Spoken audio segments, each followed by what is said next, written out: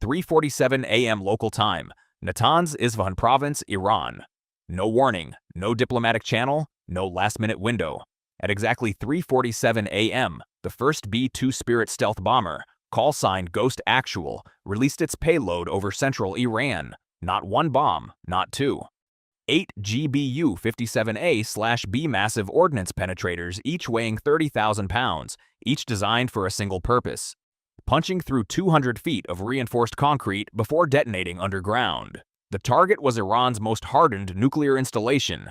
The Fordo fuel enrichment plant's hardened twin was considered impenetrable by conventional air power. The Iranians built their centrifuge halls 280 feet below the Zagros Mountains for exactly this reason. They had 21 days to believe they were safe from what was coming. They were wrong by 280 feet. Simultaneously, 4 F-15EX Strike Eagles launched from a classified forward operating base in the region, each carrying 4 AGM-158B JASSM-ER cruise missiles with a 1,000-kilometer standoff range. The Joint Strike packages had been preloaded for 72 hours.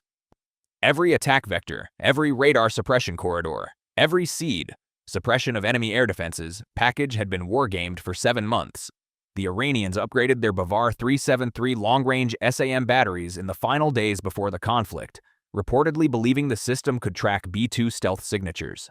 The belief lasted approximately 4 minutes before the first AGM-88GA ARGM-ER anti-radiation missile vaporized the fire control radar at the Natanz air defense node. 3:51 a.m. The first MOP impacts. The seismic signature registered at 3.4 magnitude on regional sensors in Istanbul, Baku, and Kabul. Iranian state media would later claim no leakage of radioactive materials. What they would not claim, and what satellite thermal imaging confirmed within the hour, was that the enrichment hall's underground tunnel network had partially collapsed under the overpressure signature of 3 simultaneous detonations. 40 years of centrifuge architecture, gone in 240 seconds. But Iran had planned for this moment. 4:02 a.m. Strait of Hormuz, 31 nautical miles south of Bandar Abbas. 3 Iranian Sina-class fast attack craft had been loitering at low speed in the shipping lane for 19 minutes, disguised electronically as civilian fishing vessels via the Khalid Fars electronic spoofing system. Each craft carried 4 C-802A anti-ship missiles, an Iranian derivative of the Chinese YJ-8 with a 170-kilogram warhead and sea-skimming terminal guidance. Their target, the MV Artemis Star, a Panamanian-flagged LNG carrier transiting south toward the Gulf of Oman and 4,000 meters to its port side. The USS Theodore Roosevelt Carrier Strike Group's screening destroyer, the USS Cole DDG-67, the Aegis combat system aboard the Cole acquired the launch signatures within 1.7 seconds of the first missile clearing its launch rail. 4 SM-2 Block 3B surface-to-air missiles launched from the Mk-41 vertical launch system in a ripple sequence at 0.5-second intervals. The CIWS, close-in weapon system, spun up to 4,500 rounds per minute as a final layer backstop. 3 of the 4 inbound C-802s were destroyed at range. The 4th decoyed into the sea 800 meters short by a Nulka active decoy buoy. The LNG carrier was not touched. The crew never knew what had happened. 4:09 a.m. Bahrain. Al Ain Air Defense Battery. The Royal Bahraini Air Force's command net lit up with simultaneous tracking contacts. 5 incoming Fateh 313 ballistic missiles launched from mobile TELs along Iran's southern coast, and 11 Shahed 238 jet-propelled drones rising from a forward staging position near Keshem Island. The Patriot PAC-3 MSE batteries at Sakir Air Base fired a 14-missile intercept sequence. All 5 ballistic threats were destroyed in the terminal phase.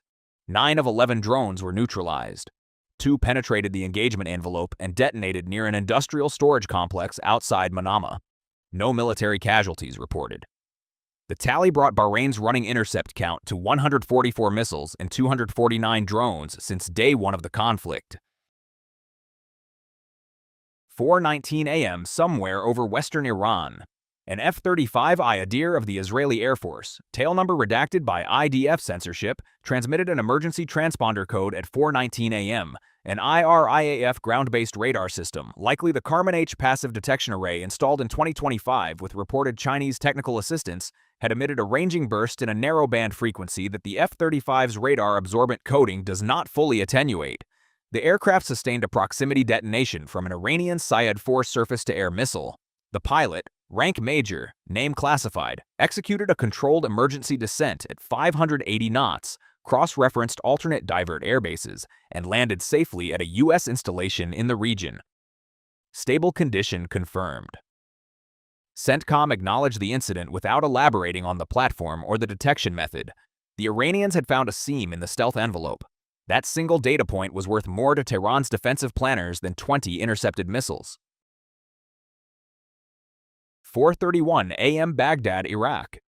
3 Shahed 131 kamikaze drones, slower, cheaper, expendable, threaded through Iraqi airspace and detonated near the perimeter wall of a U.S. military logistics installation. Massive fire visible from 12 kilometers.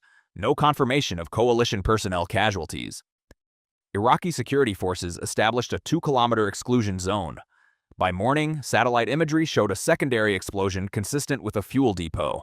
Someone had done the pre-targeting reconnaissance weeks ago. Day 21 of the U.S.-Israel war with Iran ended not with a ceasefire, not with a diplomatic handshake, but with oil settling at $112.19 per barrel, its highest mark since the war began. Brent crude. Goldman Sachs projecting sustained high prices through 2027. The IEA urging the world to drive slower and work from home. Trump calling NATO allies cowards. And somewhere deep beneath the Zagros Mountains, inside a partially collapsed tunnel system, Iranian engineers were already calculating what the centrifuge cascade would cost to rebuild. Some nations count their victories in territory, some in headlines. Iran is counting the cost of the lessons it has left to teach. And the Strait of Hormuz, 21 miles wide at its narrowest point, 40% of the world's seaborne oil in its current, remains open, for now. If this intelligence briefing reached you first, subscribe. This war is far from over.